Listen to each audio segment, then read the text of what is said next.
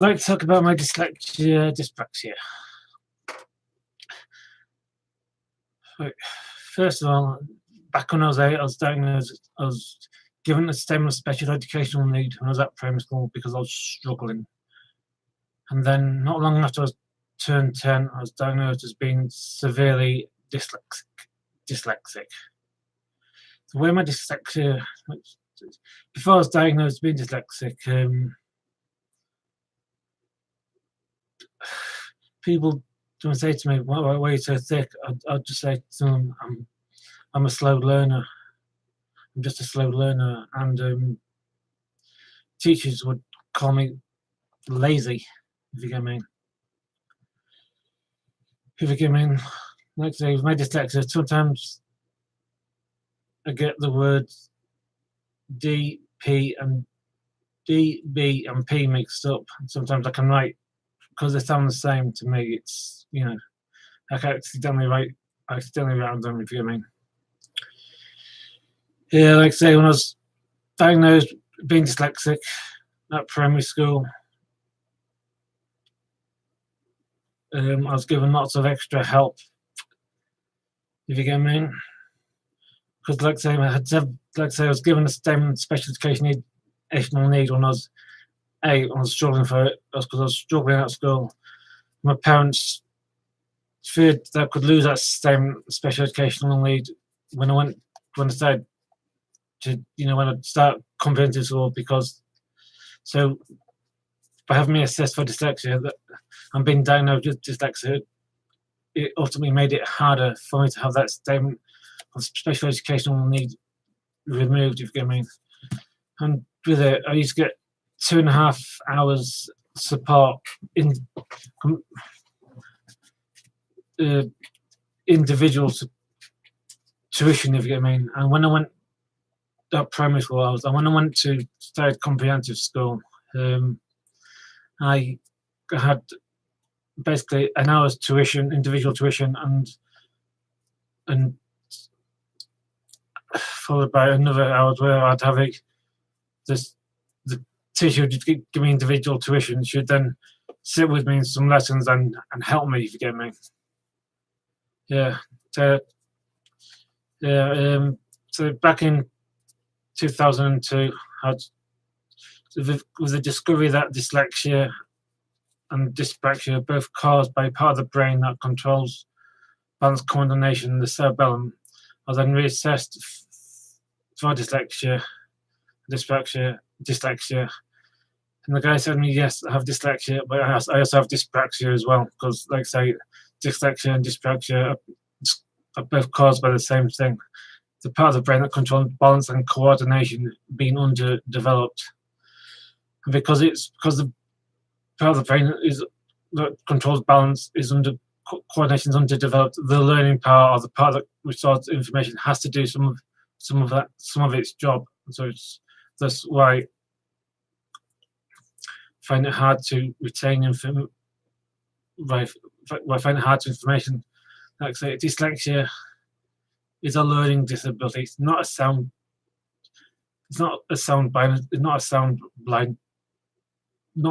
blindness. It's an inability to be able to retain information. Like I say, I did find secondary school challenging. I was in bomb sets in most subjects, but the way it affected me was that it's not a stickler. I just found it very hard retaining the information I was given. A lot of information would go in one, and off the other. It's like say, some people, they can read a book and retain and remember most of the stuff that they've read. For me, I can only remember a small part of the stuff which I've read. Regarding my dyspraxia, people who know me say it is noticeable that I have dyspraxia, especially like playing cricket with me, because I find it very hard. The ball's coming at me at a high pace. Sometimes I find it very hard picking it up. And when I'm batting, I'm someone who bats at number 10, 11, because I find it very hard picking it up and properly coordinating myself, if you get me. I mean, there've been a couple of times when the ball's been hitting the air, coming towards me in the air. I've gone for it, and I've just completely utterly misjudged the ball. The ball has landed 2 or 3 meters away from me. It's been a bit embarrassing. But it's happened to me quite a few times. And also another thing, when I did taekwondo sparring, when I did sparring, if you mean, that requires a lot of hand movement, hand feet movement.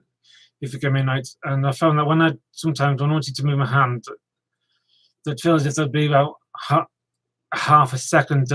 Say, felt like as if there was a quarter of a second delay. If you get me, like, because like say, the brain was telling me to move my hand, but felt as if my hand just honestly could not move, or feet could not move for about a quarter of a second. If you get me, and obviously when you've got kicks and punches at you in quick concession, it's hard. And so it means I found it's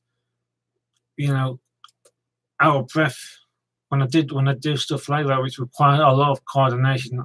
I find it very hard work and tiring, if you get me, because like I say, that's because part of the brain, because the thinking part of the brain is having to do stuff which part of the brain that controls balance and coordination you should be doing. Basically the cerebellum is basically the processor, but because it's not working properly, it means part of the brain that controls memory has to do some of its tasks to make up for it. If you get me, like, if you get me, like, they have found that by doing various exercises, they can help stimulate the brain. That can reduce the effects of dyslexia, dyspraxia, which I did start doing at one point because I was given a set of exercises to do on a regular basis when I was first diagnosed with dyspraxia, but unfortunately, just because it would resulted in me having to do them every day. I just after a short while stopped doing them. Like I say,